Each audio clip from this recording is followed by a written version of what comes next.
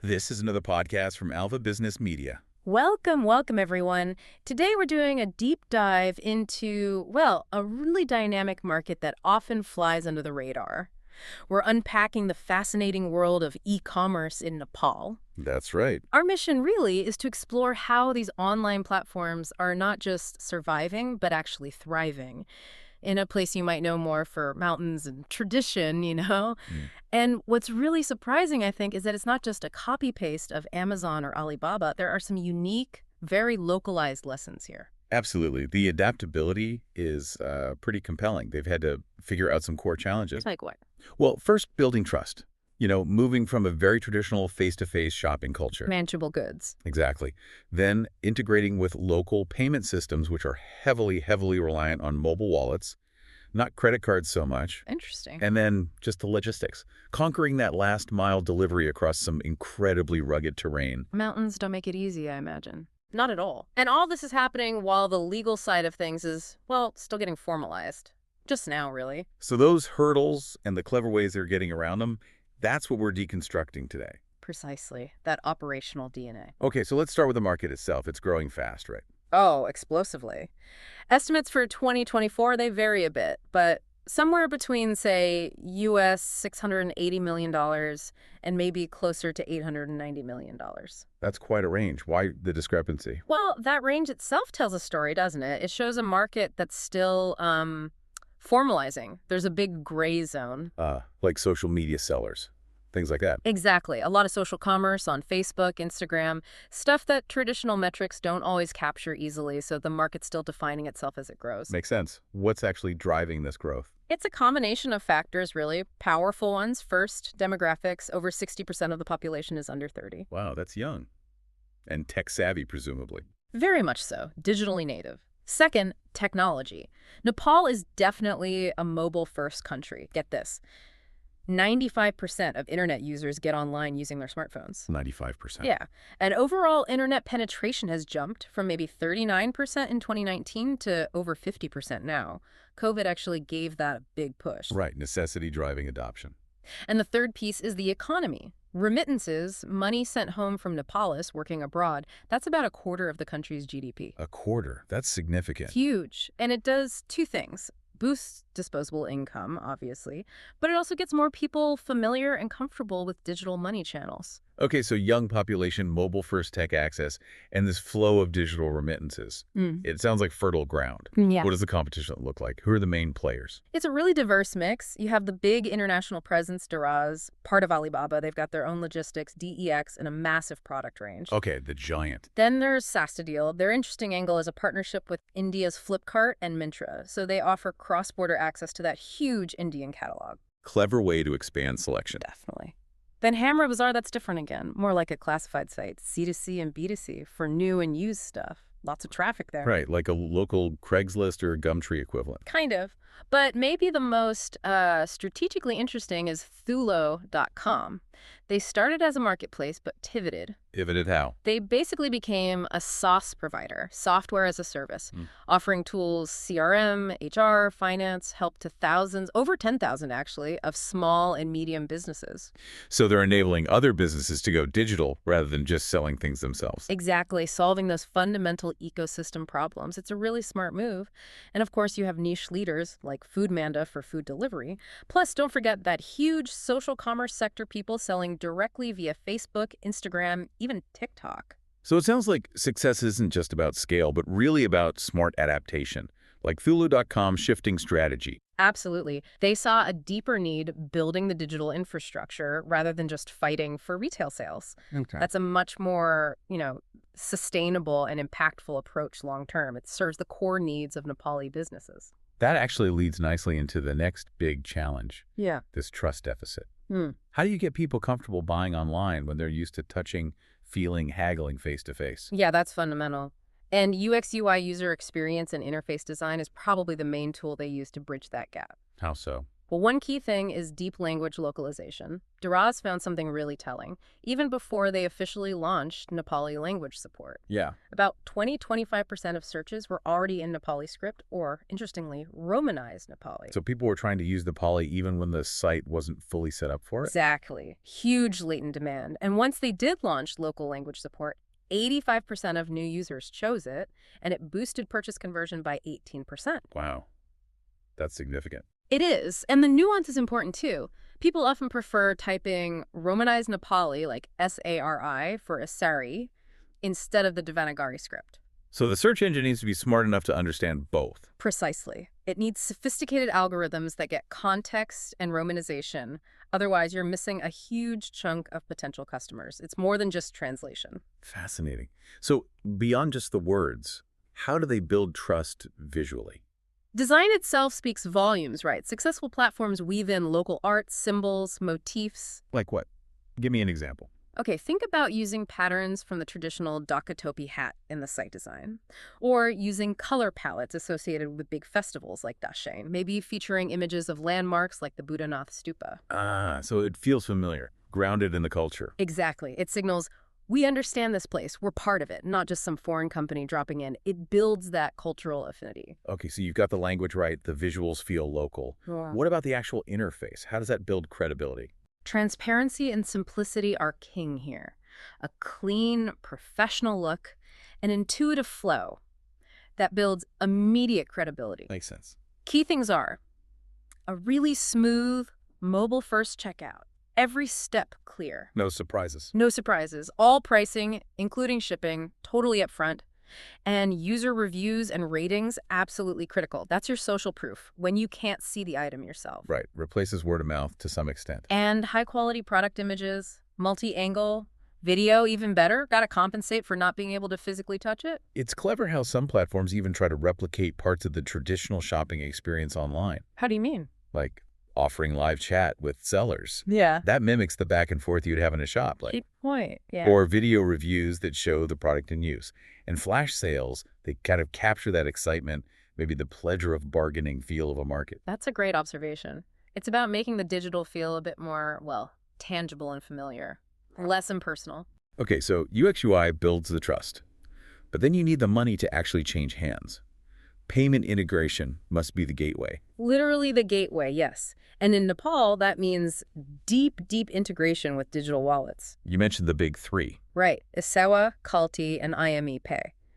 And you have to understand, these aren't just for sending money. They're woven into daily life. How so? People use them to pay electricity bills, water bills, top up their phones, buy bus tickets, pay for ride sharing, everything. So they're kind of like super apps? Pretty much.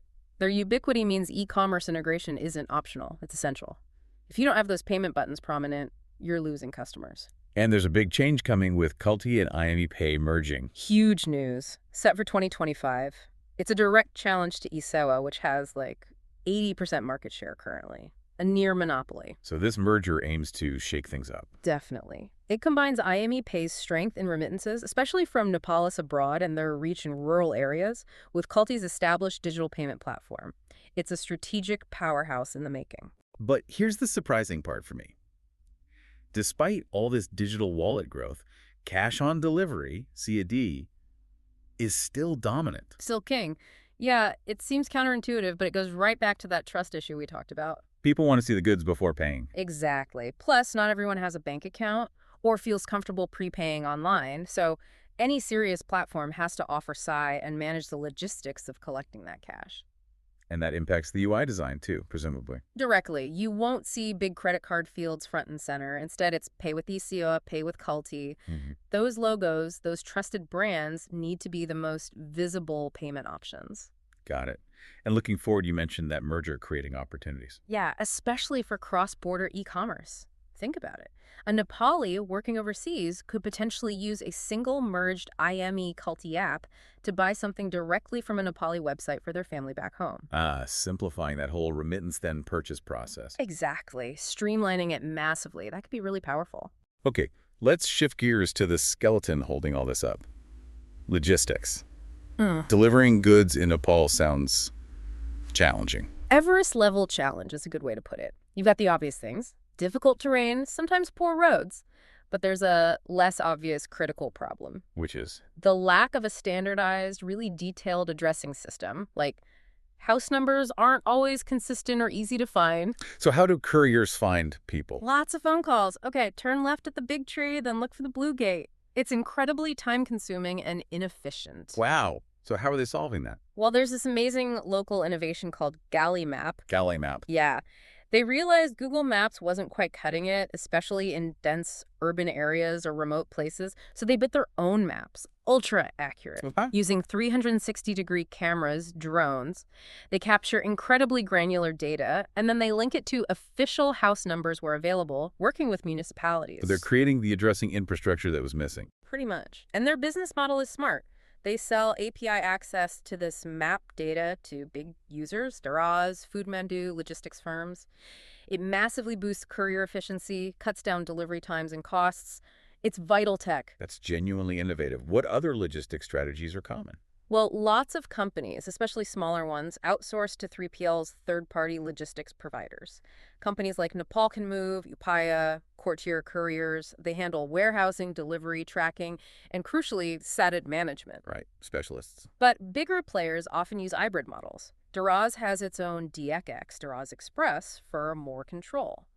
Sastadil does something interesting. They partner with a tech company using software to manage a whole network of different 3PLs. So the software picks the best courier for each specific order. Exactly. Based on location, package size, cost, whatever. It gives them flexibility without needing a massive fleet themselves. And Sastadil's Flipkart partnership fits into this logistics picture too, right? Absolutely. It's a core part of their advantage. Remember, Nepali customers browse Flipkart on Sastadil's site. But Sastadil handles everything within Nepal.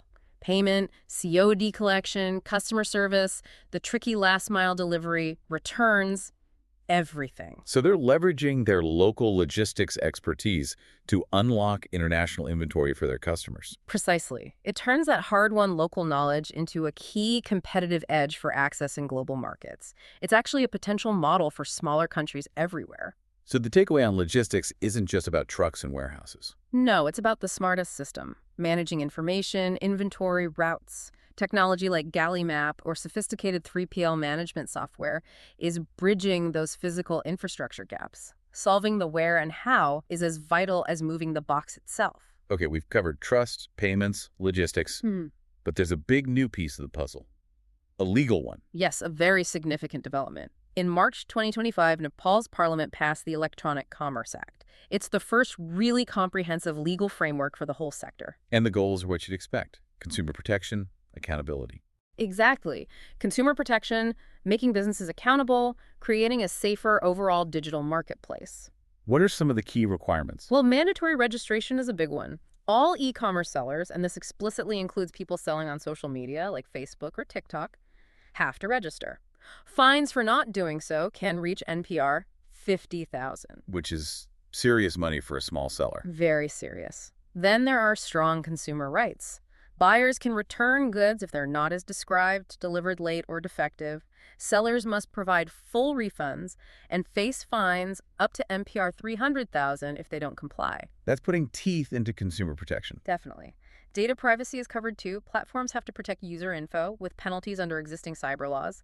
And every platform needs a clear mechanism for handling complaints. Fines there too. And for more general violations. Things like operating without registration, misleading ads, selling banned goods. Those can lead to fines up to 500,000 rupees and potentially even jail time. Up to 3 years. Wow. Okay, so the law brings much needed order, but is there any pushback? There is some criticism. While the structure is welcomed, some argue the one-size-fits-all approach is tough on the smallest players. The social media sellers again. Right. The law doesn't really differentiate between a huge platform like Daraz and, a single entrepreneur selling crafts on Instagram. The compliance burden might be too heavy for micro businesses. So what's the likely impact then? Probably two main things. Market consolidation and a flight to quality. Meaning? Meaning, those informal sellers might find it too hard to comply on their own. So they'll either shut down or more likely they'll join the bigger marketplaces. Daraz, Sastadil. Because the big platforms can handle the legal stuff for them. Exactly. Or they might use platforms like Thulo.com, which provide the tools and infrastructure needed for compliance. So Paradoxically, regulation could actually drive growth for the bigger players offering compliance as a service. Huh. Interesting side effect. And it also creates a new way to compete. Reliability, safety, being fully compliant, those become selling points for consumers who are, understandably, sometimes wary of buying online. What a journey.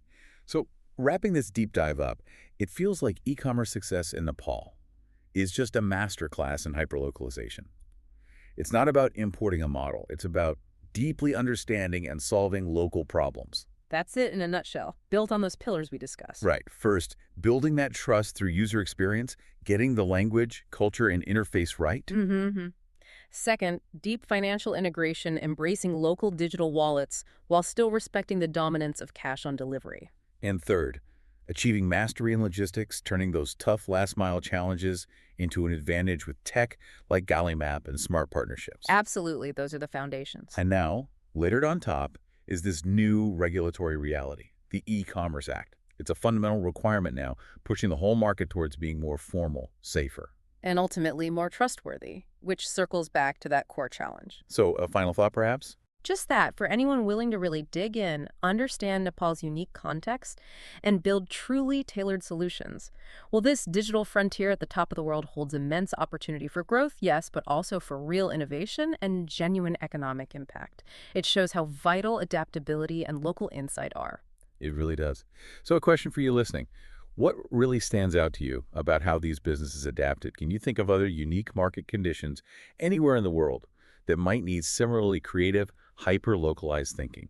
Something to ponder. Thank you so much for joining us on this deep dive.